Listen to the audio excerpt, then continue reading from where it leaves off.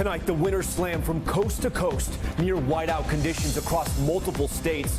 Parts of New York buried under nearly 2 feet of snow. Ice and freezing rain slamming the south and causing this tractor trailer to go off a highway in North Carolina. The storm also spurring multiple tornadoes in Florida. Thousands of flights canceled over the holiday weekend, and tens of thousands of Americans now battling bitter cold without power. Trump versus DeSantis, the former president reportedly taking aim at Florida's governor ahead of a potential 2024 matchup.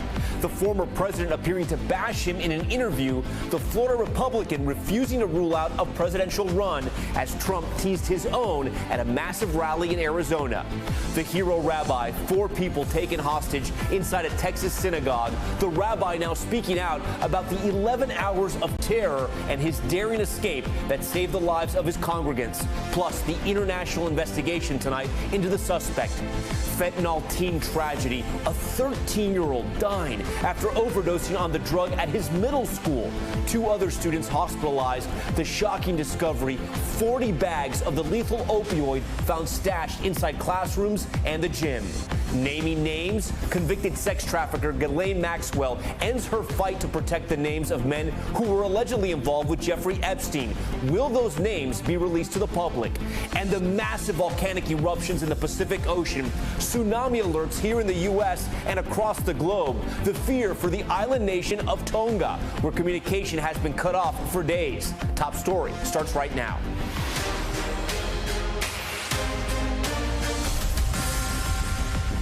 And good evening, I'm Tom Llamas. We begin Top Story tonight with another winter storm causing havoc on the roads, disrupting travel and leaving tens of thousands of customers without power. Heavy snow falling across the Midwest. Take a look at that. Also in the Northeast, nearly 2 feet of snow burying parts of western New York. These images of trees and power lines frozen over in Jefferson, South Carolina, after the storm brought a thick layer of ice to the south. A traffic cam capturing the moment a car in North Carolina, you can see it there, hit a patch of ice on a highway and flipped over a guardrail. Slick roads there also causing this semi to go off a bridge.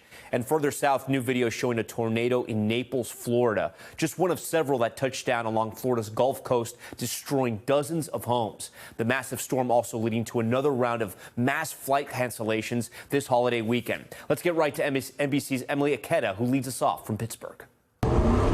Chaos on the coast as a fierce winter storm brings a barrage of snow, freezing rain, and high-powered winds this Martin Luther King Jr. Day. Super windy, a lot of stuff flying out everywhere. Tonight, tens of thousands are in the dark as residents dig out of double-digit totals in at least 11 states. A staggering 22 inches in upstate New York and 14 in Des Moines, the city's worst snowstorm in more than a decade.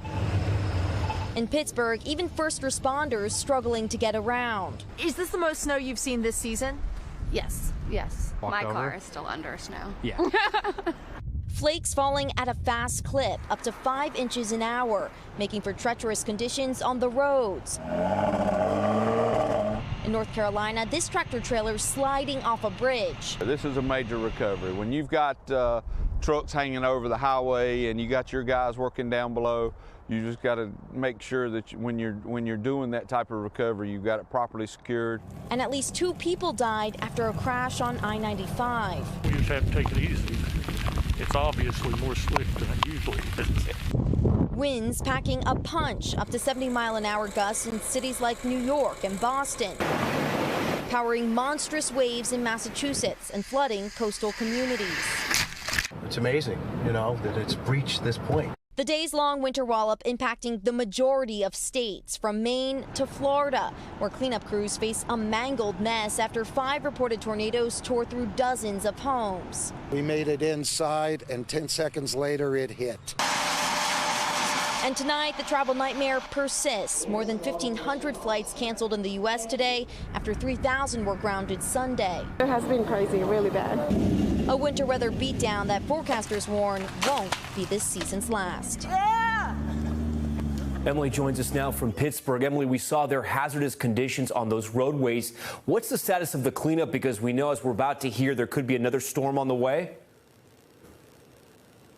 Hey there, Tom. That's right. Crews are feverishly working to clear snow-covered roadways like the one you see behind me as residents prepare to head back to work tomorrow. And with freezing temperatures moving in, there's the chance that roadway conditions could worsen overnight. Tom? All right, Emily Aketa on the snow beat for us tonight. Emily, we thank you for that. That winter storm is wrapping up across New England, but another round of frigid cold could be on the way. NBC News meteorologist Bill Cairns joins us now with what's happening.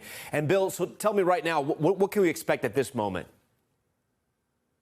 Well, we're expecting the big dig. I mean, we have to get out of this storm. I mean, we have about 2 feet of snow on the ground in a few areas, and it just stopped in western New York. It's kind of the last area that was getting the heavy snow. This is the highest snow total I've seen anywhere. That was in Ashtabula, Ohio, 25 inches of snow. Buffalo, another 1.5 feet on top of the foot you already had on the ground. Areas like Des Moines, Iowa, we mentioned at 14, and Cleveland. I mean, we had snow flurries as far south as the panhandle of Florida with this storm. This snow footprint was huge all the way from the northern plains down to the Gulf and then back up through the Northeast. So here's what's left of it. If you look at the radar, the blue shows you where we have light snow right now, mostly areas of New York State with a light band moving through. Also some light snow in Connecticut. This will maybe put down a ½ inch or so. My advice is, if you still can, get out there and get rid of the slush, because tonight it's going to be very cold. We're still in the 30s right now in many areas, so it's still kind of slushy. But tonight that cold air pours in. It should be down into the 20s in many areas. We're going to have a lot of slippery sidewalks tomorrow morning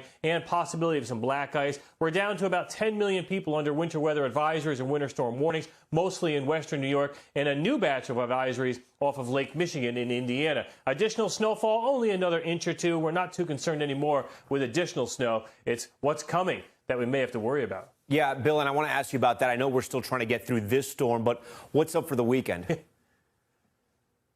We are stuck in a cold weather pattern with a few chances of storms. And the first thing, 100% we're going to get is another frigid blast. It starts tomorrow in the northern plains. It's going to follow this cold front down through the middle of the country. Ohio Valley, by the time we get to Wednesday, it arrives on the East Coast on Thursday. There'll be a little area of light snow with it, but not a huge ordeal. It's just the frigid temperatures that will encompass almost everywhere east of the Rockies. Temperatures will be about as cold as they've been in some cases this winter. Look at Minneapolis on Thursday, a high temperature of 1. And we won't even get above freezing on Friday or Saturday, Washington, D.C. And this time of year, this is typically the coldest time of year. And when you see below average temperatures, that means it's exceptionally cold over the next 6 to 10 days in the eastern half of the country. And here's the storm to watch. What happens down along the Gulf Coast? That's Wednesday. We fast forward into Thursday, and then Friday, we have the possibility of another southern snow and ice event. We're not sure exactly yet if this will hug the coast enough to get into the Northeast on Saturday. It's all a possibility. So we have that cold air in place. Any storms that come are going to be a problem with more snow and ice. All right, Bill, we thank you for that. Next to politics, former President Trump spending the weekend firing up his base in Arizona and campaigning for candidates in the midterm. But the president is also reportedly growing frustrated with a star within the GOP. A battle may be brewing with the Florida governor, Ron DeSantis. NBC's Vaughn Hilliard has more. This weekend, Donald Trump's political party making it clear he demands belief in an alternate history and commands loyalty for the future. And in 2024, we are going to take back the White House. Trump's rally in Arizona, a spectacle of loyalists. Folks, this is our 1776 moment. We will get our country back. Focused almost solely on Trump's indignation over 2020. Who won the election? You're right, Trump won! And his false claims of mass fraud. We know they rigged the machines. These claims have no merit, but the embrace of the conspiracy theory is the centerpiece of who Trump welcomes into his political party. What do we want? Indictments. When do we want them? But this is 2022, and Trump is fighting for his power back, now in the state that has been a barometer for that power. In July 2015, he held his first mega rally with thousands here. But in the last 3 years, Joe Biden, Mark Kelly, and Kyrsten Sinema all won the state. And it's why he's back now. Welcome to Arizona, Mr. President. He is trying to lift up a supporting cast running in 2022, individuals who could help him in 2024, including Carrie Lake, a one-time well-known news anchor here, She's now Trump's pick for governor. Anybody who was involved in that corrupt, shady, shoddy election of 2020, lock them up. Trump isn't just playing kingmaker. Tonight, he's taking on a potential rival within his own party, Republican governor and rising star Ron DeSantis. Thank you, Ron. And everybody needs to support Ron DeSantis. Trump had endorsed DeSantis in his winning bid for governor, but now Axios and the New York Times are reporting that the former president is privately frustrated with DeSantis. As Trump flirts with another presidential run in 2024, he is reportedly upset that DeSantis refuses to rule out a run against him, feeling the Florida governor is not showing enough gratitude towards him. Trump also reportedly saying DeSantis does not have a realistic chance at beating him. The former president also took this not-so-subtle shot at DeSantis after he refused to say whether he had gotten a COVID booster shot. I've taken it. I've had the booster. Many politicians, I watched a couple of politicians be interviewed, and one of the questions was, did you get the booster? Because they had the vaccine. And they're answering it like, in other words, the answer is yes, but they don't want to say it. Because they're gutless. You got to say it. DeSantis has recently taken shots of his own at Trump. In a recent podcast, he said he wished he had spoken out against the former president when he encouraged people to lock down in the first days of the pandemic. Knowing now what I know then, if that was a threat earlier, I would have been much louder. All right, Vaughn Hillier joins us now from Phoenix. Really interesting developments on the Republican side, Vaughn. So I have to ask you, these two men were close political allies. As we saw there, President Trump endorsed Ron DeSantis. They're both also very popular with Republican voters. So what's happening right now? If the former president decides to run and the governor decides to challenge him, you got to take into account you have two technically Floridians that are going to be running against each other. Of course, Donald Trump now living in Mar-a-Lago there full time here. But what is so interesting about this is that unlike so many other Republicans who have said that they would step aside if the former president were to announce that he wants to run for 2024, DeSantis has not done that. Of course, there are other potential Republicans who could try to challenge Trump too. Mike Pence, one of them. Ted Cruz, another here. But at the same time, as you just saw from those images here in Arizona over the weekend, the former president, Donald Trump, very much remains the centerpiece of this party. Tom? All right, Vaughn Hillier, some great reporting again tonight. Vaughn, thank you. Next tonight, the pandemic continues to set new records in the U.S., but there are growing signs cases have peaked in some of the country's hardest hit cities. This news comes as Americans will soon be able to order free at-home COVID test kits. NBC's Miguel Almaguer has more. Tonight, with more than 130,000 Americans hospitalized with COVID, there are signs of progress even among setbacks. While cases are still rising in every state, in some regions first hard hit by Omicron, states like New Jersey, Rhode Island, and Connecticut, cases appear to have peaked. In New York, a drop of nearly 47% from earlier this month, the most encouraging sign in weeks, though not widespread enough. We're in no way seeing a plateau or a decline, so the numbers are still going up. As hospital networks like Mass General Brigham cancel thousands of surgeries every week so overwhelmed staff can care for the crush of COVID patients, the Surgeon General says the U.S. may still be weeks away from a national peak. We've definitely seen an increase in our critical care patients. Some hospitals turning back to the past, this one in Virginia using its parking garage as a field hospital. Across California, patients are waiting hours just to be unloaded from an ambulance. As an ambulance is waiting in an ER to transfer a patient, there are 911 calls that are still coming in. There are still emergencies happening. There are still vehicle accidents. There are still fires. And these crews are not available to respond. With more breakthrough infections expected, the chairman of the Joint Chiefs of Staff, General Mark Milley, isolating at home with minor symptoms, this week Americans can go online and start to order 4 free at-home COVID tests per household. But with delivery expected 7 to 12 days later, they may arrive at the end of Omicron's surge. My hope is yes, that Omicron is the beginning of the end. But I am ready. I'm ready to continue fighting if we have to. Tonight, our nation facing the promise of a better future while still battling a grim reality. All right, Miguel Almaguer joins us on this Monday night. Miguel, I know you have some troubling news out of China as we're getting closer and closer to the Winter Olympics. Yeah, that's right, Tom. In Beijing, China's capital, the city has detected its first locally transmitted case of Omicron. Beijing, as you mentioned, is of course the host to the Winter Olympics, which is set to kick off in just over 2 weeks. Tom? Okay, Miguel Almaguer for us tonight. Miguel, thank you. Next to that other major headline, the hostage standoff at a Texas synagogue. A gunman holding 4 people captive for nearly 12 hours. The synagogue's rabbi now recounting the harrowing final moments of the showdown as the investigation into the crisis turns international. Morgan Chesky reports. Tonight, from a Texas synagogue to a town in England, the investigation into Saturday's hostage crisis now international. Authorities ID'd the suspect as Malik Faisal Akram, a 44-year-old British citizen, who the FBI says acted alone when he took 4 hostages during Shabbat services. A senior law enforcement official sharing police in the UK questioned Akram's 2 teenage sons, who, according to that official, were in touch with the suspect at some point on Saturday.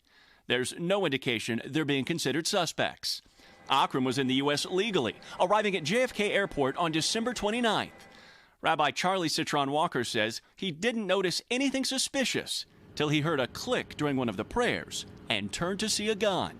He spoke to CBS. It was terrifying. It was overwhelming. Stacy Silverman was watching the live stream on her computer. We heard this man ranting for 3 hours. A tense 11-hour standoff followed. FBI negotiators establishing contact early. Akram's only request, the release of a federal prisoner once known as Lady Al-Qaeda, who in 2010 was convicted of attempted murder of U.S. military. About 7 hours into the standoff, Akram released one hostage. But as time went by, the rabbi said he only became more agitated, leaving the temple leader to rely on prior training for an active shooter. I threw a chair at the gunman, and I headed for the door. And all 3 of us were able to get out without even a shot being fired. The suspect died after the FBI moved in. His family says he suffered from mental illness. Jeffrey Cohen was one of the hostages. At one point, the terrorist let us call our families. So I made very quick calls to my wife and my son and basically told them, gunman here. He claims he has a bomb. Things don't look good right now. I love you and remember me. This attack highlights what Rabbi Andrew Paley calls an ever-present threat for the Jewish community. Nobody wants to have armed security or other layers of security around them. That's not the vision of the world that we want to live in. In 2019, one person was killed when a man with a machete attacked people at a Hanukkah celebration in New York. And in 2018, 11 were killed during a shooting at this Pittsburgh synagogue. You have the embrace and support of the entire world of good, decent people who reject this and say, no, this is not okay. So you're not alone. Morgan joins us now live from Colleyville, Texas. Morgan, I know you have some new reporting tonight about the gunman's death. What can you tell us?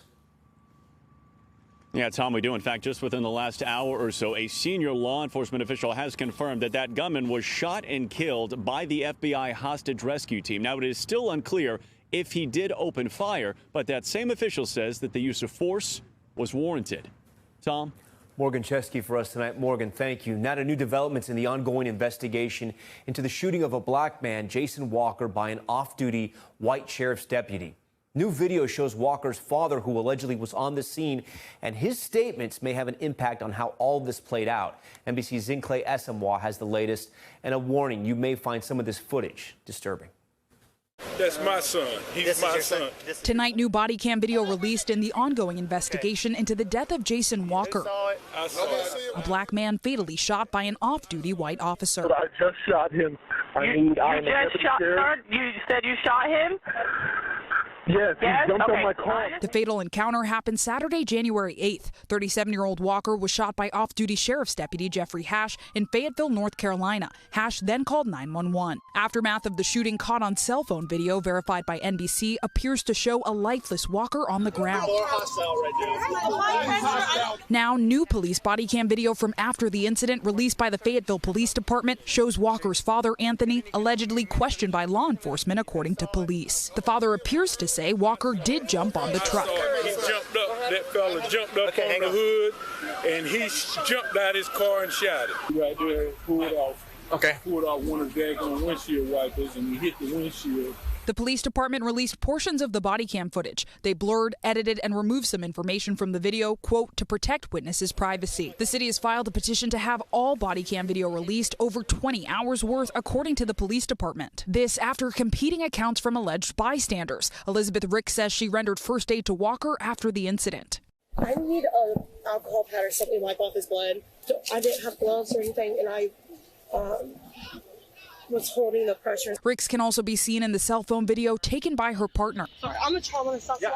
Her partner said in a Facebook post they were on the scene and, quote, there was absolutely no reason this officer should have shot this man in the back after hitting him with his truck. In the new body cam video, Ricks and her partner are discussing the incident with an officer. But he was already on the ground, but he was in the truck and he came up and I don't know what exactly happened. I don't know if he got into the car or he was actually hit. I don't know. But I didn't see any post of threat. So he was already on the ground and he shot him?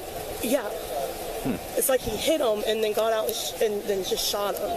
Ricks did not immediately respond for comment. Hash's attorney previously did not comment on those allegations, though says the matter involves self-defense and vehicle defense claims. Now, as questions remain, community members and demonstrators have marched in the city. And on Thursday, the family hosted a rally for justice with their lawyer and civil rights attorney, Ben Crump. My prayer is that there will be peace. And most of all, justice. Crump is calling for police to release an autopsy report. His mama don't even know how many times her baby was shot. The investigation into this incident is ongoing. All right, Zin Clay joins us now live from here at 30 Rock. So Zin Clay, you mentioned that this is just a few minutes of more than 20 hours of footage. What's the likelihood that all of that footage will be released? Yeah, Tom, so North Carolina is unique in that cases of fatal police encounters, individuals can file a petition to have that body camera footage released. However, the footage is not immediately available to the public. The state's law actually just passed September 2021, and that requires a judge approve any public release of body cam video. Of course, there are ongoing efforts by police reform advocates to centralize how and when the public can have access to body cam video, especially in cases like this. And we have heard from the police chief, Gina Hawkins, in this case, and she has said publicly she wants all of the body camera footage to be released, again, around 20 hours of footage. But the state's unit investigating the matter did not offer us any additional updates, and the investigation is ongoing, Tom.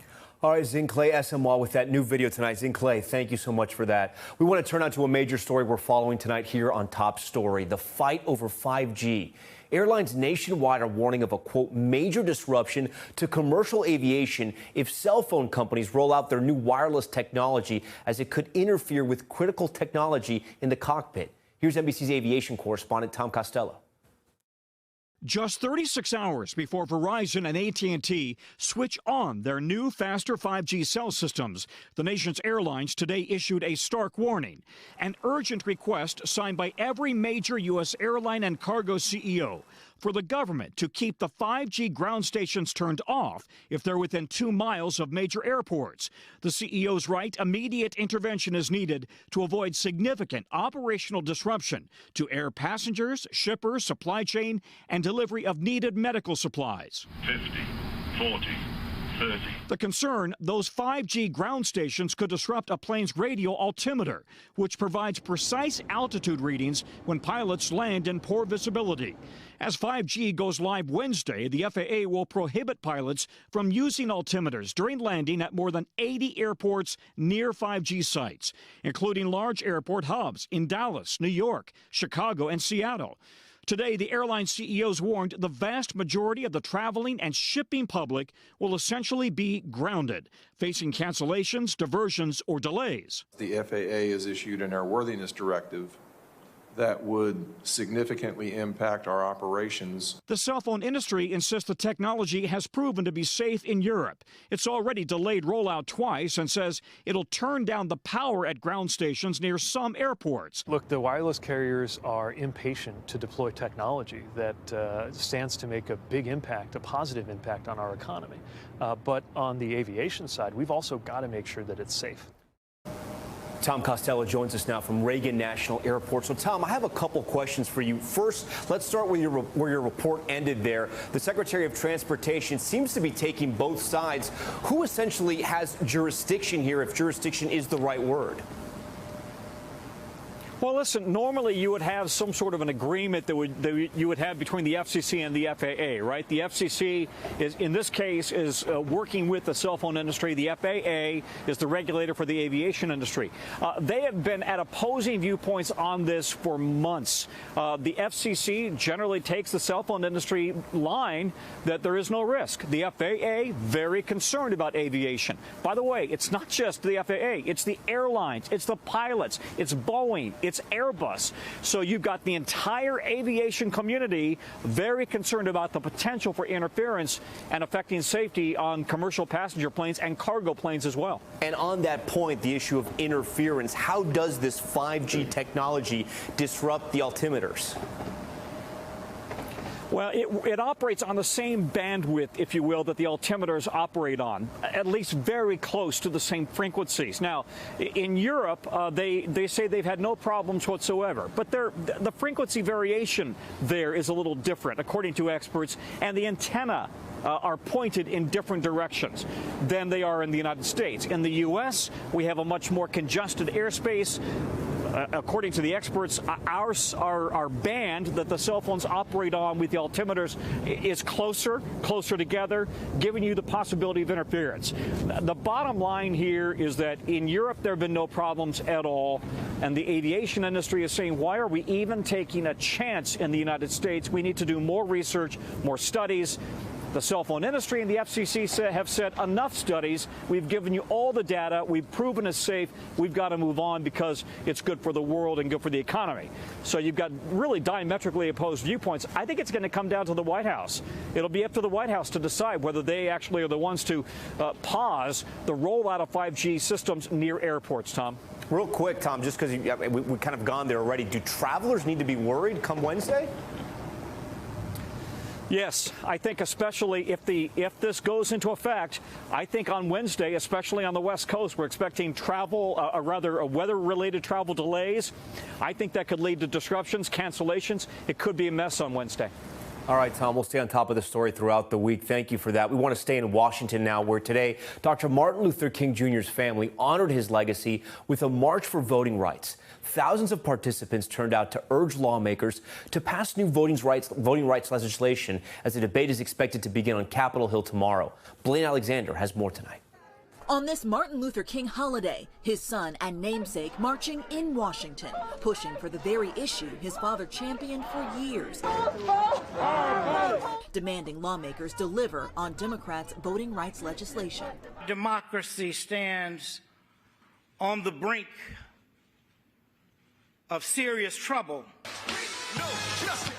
In King's hometown of Atlanta, at Ebenezer Baptist Church, where he once held the pulpit, the issue is taking center stage. We must mobilize everyone we know in this fight to save our democracy. Pass federal voting rights. Ebenezer's pastor and Georgia Senator Raphael Warnock literally using his pulpit to apply pressure to his Senate colleagues. We will be free someday. We will get voting rights. But in Washington, the two bills are all but dead, with every Republican opposed, calling the legislation a partisan attempt to have the federal government take over elections. This is not about a fair election. This is about gaming the system and putting your thumb on the scale for Democrats to try to keep control of the Congress. And two moderate Democrats opposing a change to historic Senate rules that would allow Democrats to pass the bills on their own. Today, President Biden said passing the legislation is the only way to truly honor King's legacy. It's not just enough to praise him. We must commit to his unfinished work, to deliver jobs and justice, to protect the sacred right to vote. But now the president is under fire for once again failing to convince his own party to pass a key part of his agenda. And some allies are fed up. In a scathing New York Times op-ed, Bishop Reginald Jackson of Georgia writes, the White House slept on voting rights, and now our very democracy is at risk. And the Senate is expected to begin debate tomorrow with votes on the rules change and bills likely later this week, but neither expected to pass. Tom. All right, Blaine, thank you for that. Overseas now to Tonga, where a massive volcanic eruption sent shockwaves around the world. The entire west coast of the U.S. under a tsunami alert over the weekend. At least one person has been killed, many more missing and feared dead as communications to the island remain completely cut off. Here's NBC News foreign correspondent Matt Bradley. Tonight, jaw-dropping images of an extraordinarily powerful and now deadly volcano erupting in the Pacific Ocean. This video, captured a day before an even larger eruption of the same underwater volcano, rocked the island nation of Tonga, triggering tsunami alerts across the globe. The scope of that eruption best seen from space. Satellite images showing a massive cloud of smoke spewing in all directions and as high as 12 miles in the air, the most powerful volcanic activity in at least 3 decades. The tsunami advisory in effect. Its stunning power felt across 5 continents, the entire west coast of the United States and Alaska under a tsunami alert for most of the weekend. In Peru, 2 people drowning after abnormally high waves slammed ashore. Ports from Japan to New Zealand littered with sunken fishing boats, the powerful waves tossing them like toys. And they pop their heads out of their boat to see a red catamaran going over the top of my boat. So that is a force of nature there. Shockwaves in Central Europe more than 10,000 miles away. The before and after images are staggering. The force of the blast nearly wiping this uninhabited island off the map. Australia and New Zealand now sending flights to survey the damage. The extent of the devastation still largely unknown. The eruption crippling Tonga's communications systems. So the challenge is nobody is in contact with anybody on the island, and therefore we are all a bit in the dark about exactly the scale of damage or what people are experiencing. The first victim in Tonga identified as 50-year-old Angela Glover from the UK. Her brother says she tragically lost her life while trying to rescue her dogs. Oh gosh, she's beautiful. She was absolutely a ray of sunshine. She loved her life there, and we were so proud of her achievements in such a short time in Tonga. Tonga's Olympic flag bearer, who garnered international attention for marching in traditional Tongan attire, says his father is among the missing. I want people to understand that there's a lot of Tongans around the world who are in the same situation and who are struggling. You know, something catastrophic has happened, and that, you know, we're going to be needing assistance. Tonight, officials fear a massive disaster on the ground in Tonga and warning there could be aftershocks for days to come. Matt Bradley, NBC News. All right, still ahead tonight, the fentanyl tragedy at a middle school here in the United States. A 13-year-old boy overdosing on the opioid while at school.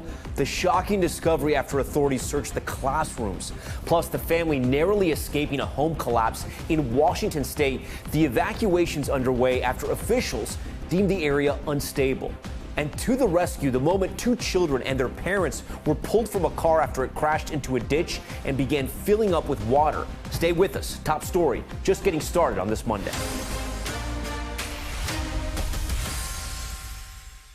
Back now with a tragedy in Connecticut where students are mourning the loss of a 13-year-old boy. Police say he died after ingesting fentanyl at school, and more bags of the lethal opioid were found there. NBC's Priscilla Thompson has those details.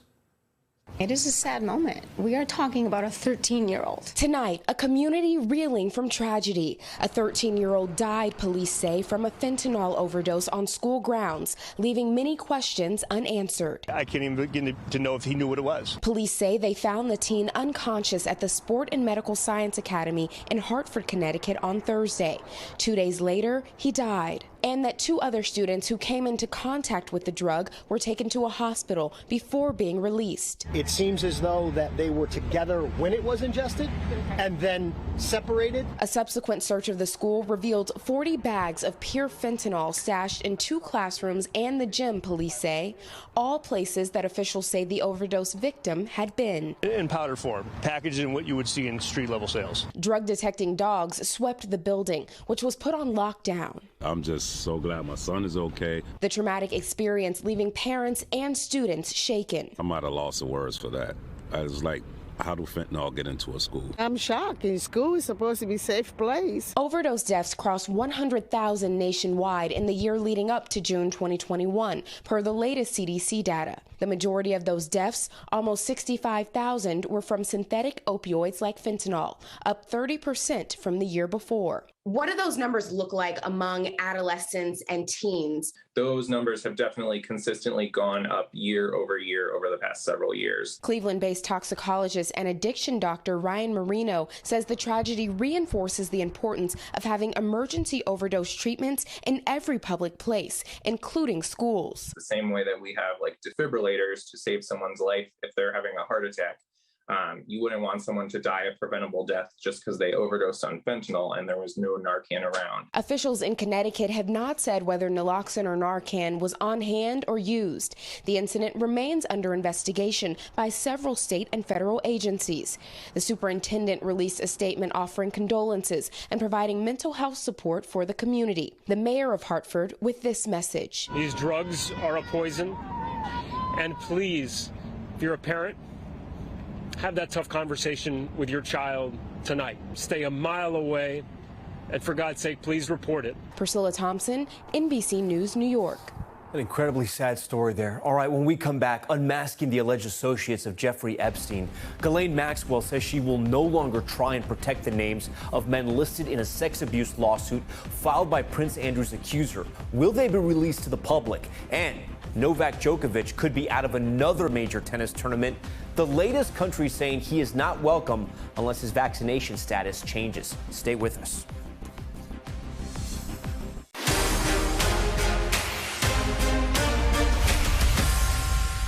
Back now with Top Stories news feed and evacuations tonight in Bellevue, Washington after a home collapsed. Video shows the house after it slid off its foundation early this morning. 2 people were home at the time. They are okay and managed to escape with their dogs. More than 40 people in 17 other homes were also evacuated after first responders found the area unstable. Officials investigating if a nearby water main break is to blame.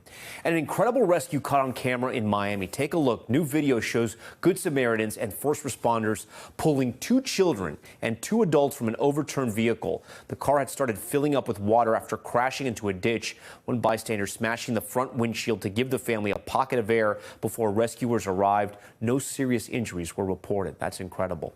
All right, and the honors for Betty White on what could have been her 100th birthday. Fans and other celebrities donating at least $5 to local animal rescues in her name as part of the Betty White Challenge. The Los Angeles Zoo has opened a white rose garden in her honor. Visitors can leave messages and drawings which will be displayed through the end of the month. White, a longtime animal advocate, was a donor and honorary zookeeper there until her death on New Year's Eve. All right, next tonight, convicted sex trafficker Ghislaine Maxwell says she will no longer protect the names of men who were involved with Jeffrey Epstein. Until now, Maxwell's lawyers have consistently opposed the release of the names of 8 John Does listed in a defamation lawsuit filed by Virginia Giuffre, the woman who has accused Prince Andrew of sexual abuse. Since the lawsuit was settled in 2017, Giuffre has fought to have the documents unsealed and names released to the public. Let's bring in NBC legal analyst Danny Savalos right now for his analysis on this. So, Danny, this might sound a little confusing to people. Why was Ghislaine Maxwell essentially protecting these men for all these years? Probably because she saw that she had some kind of alignment with them for purposes of the civil litigation. Keeping in mind, this isn't the case that she was just convicted on, the criminal case. This is the civil case that Giuffre filed against her. And these anonymous folk have asked the record to be sealed, at least while the case is pending. And so this could be nothing more than just Maxwell not wanting to devote her resources and her legal fees in this direction anymore now that she has more important things to worry about, like her appeal, her direct appeal. It could be as simple as that. But the anonymous folks named in the suit probably want to stay anonymous as long as possible. So, Danny, there are so many lawsuits, connected to Jeffrey Epstein. What could happen once these names become public? That's the big question. First, who are they? I mean, who are these anonymous John Does that are apparently keeping their names sealed? Keep in mind also that the default position is that records in the court should be public.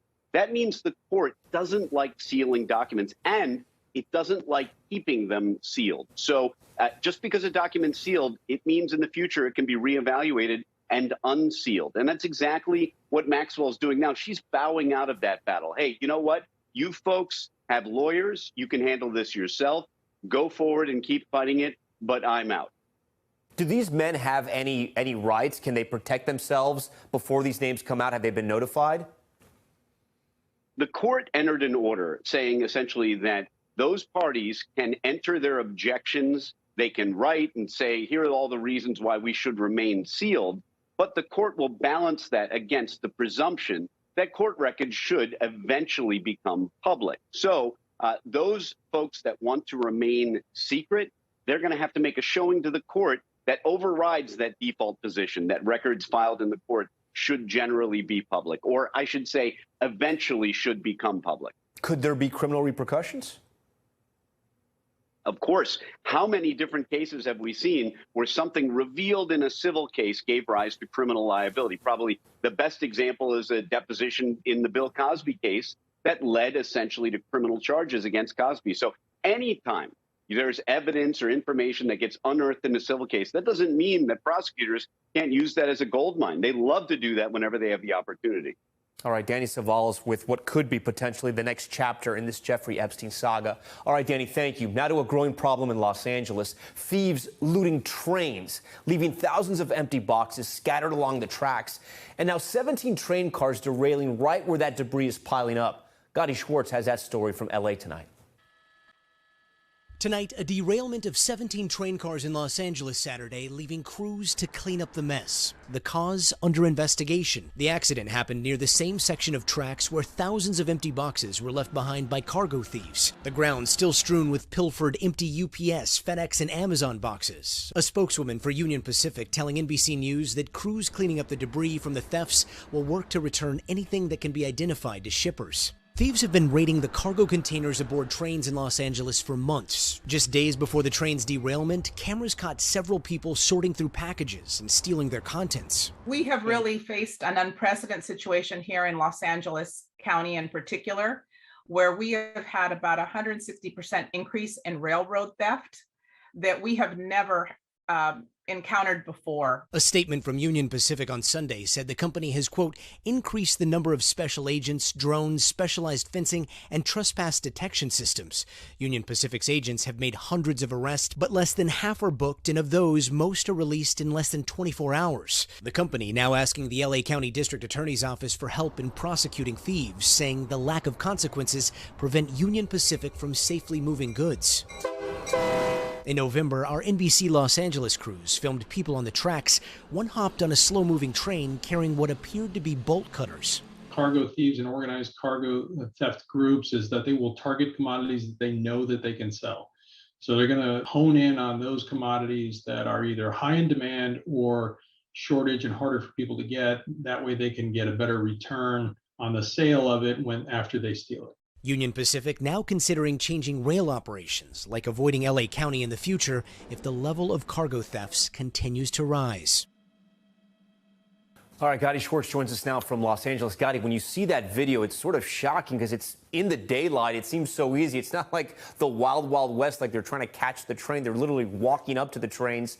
There's a huge disconnect, though, between the DA and the railroad. What are the consequences for those who are getting arrested with these stolen goods?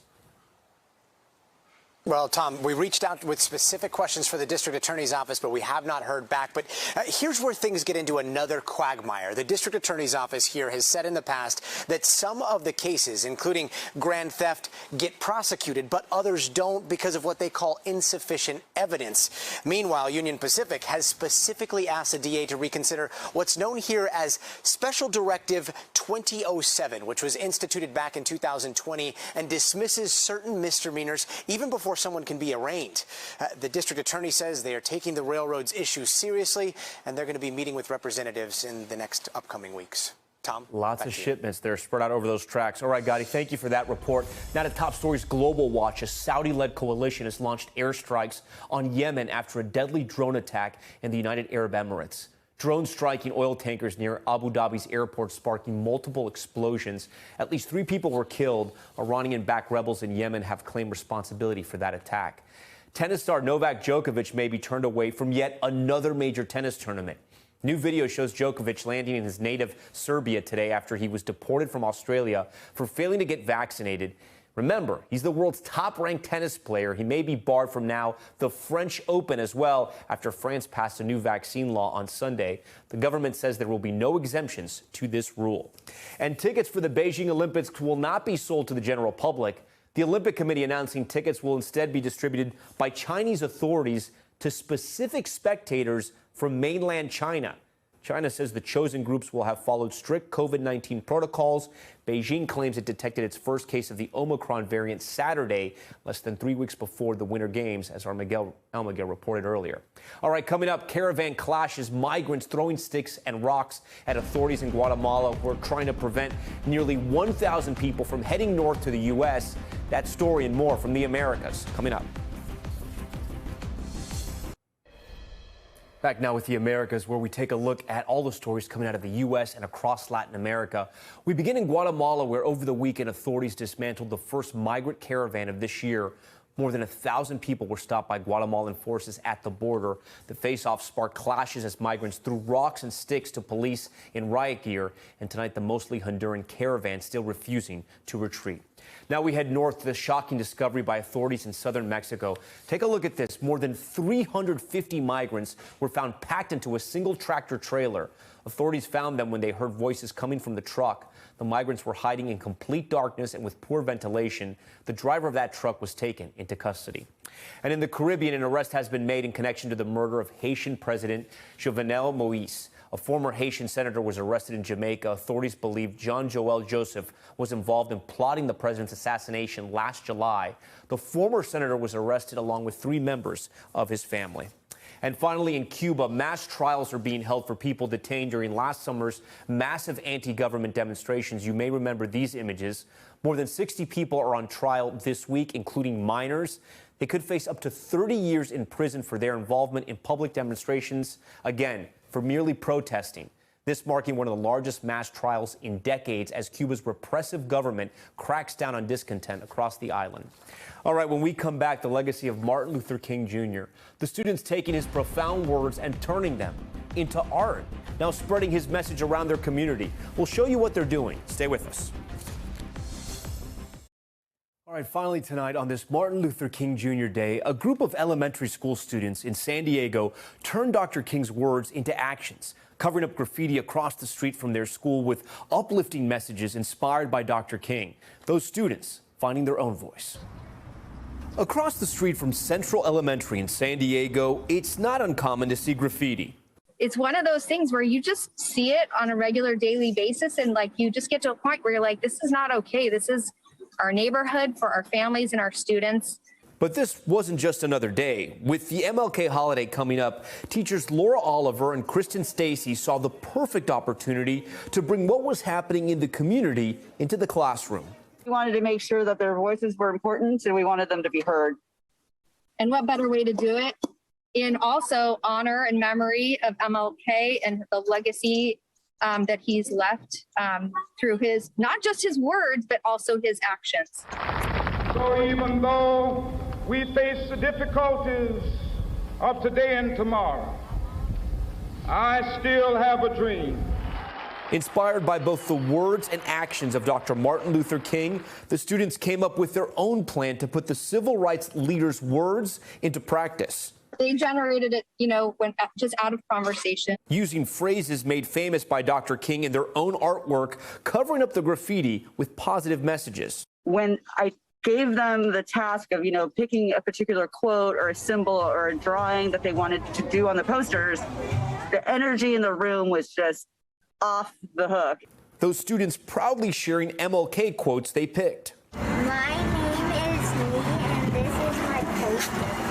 In the end, we will remember not the words of our enemies, but the silence of our friends.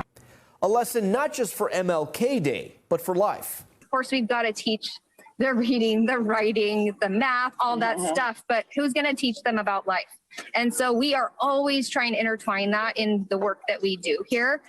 So what do the students hope the neighborhood gets out of their work? It might inspire them to make some and stick it on the fence. A few classrooms spreading a message of hope and kindness. Work hard. Be kind. Be kind is right. What a great idea. All right, before we go, an exciting announcement. Top Story is now a podcast with the same dynamic playlist of stories you get right here every night. Our first episode drops tonight, and you can listen wherever you get your podcasts. We hope you'll tune in. And as always, thank you so much for watching and now listening. I'm Tom Llamas in New York. Have a great night. Good night.